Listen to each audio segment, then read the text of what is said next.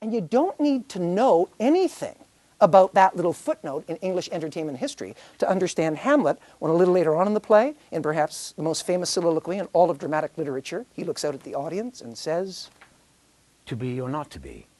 That is the question. Whether 'tis nobler in the mind to suffer the slings and arrows of outrageous fortune, or to take arms against a sea of troubles and, by opposing, end them. To die. To sleep. No more. And by a sleep to say, we end the heartache and the thousand natural shocks that flesh is heir to. 'Tis a consummation devoutly to be wished. To die. To sleep. To sleep. Perchance to dream. Aye, there's the rub.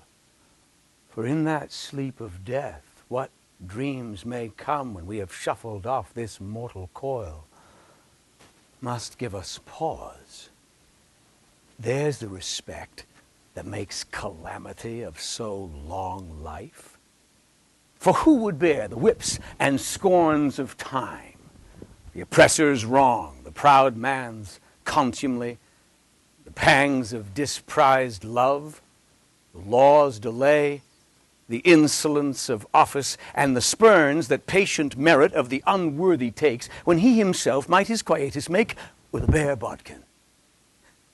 Who would fardels bear, to grunt and sweat under a weary life, but that the dread of something after death, the undiscovered country, from whose bourne no traveler returns, puzzles the will, and makes us rather bear those ills we have than fly to others that we know not of.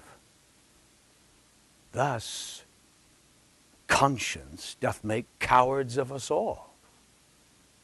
And thus the native hue of resolution is sicklied o'er with the pale cast of thought.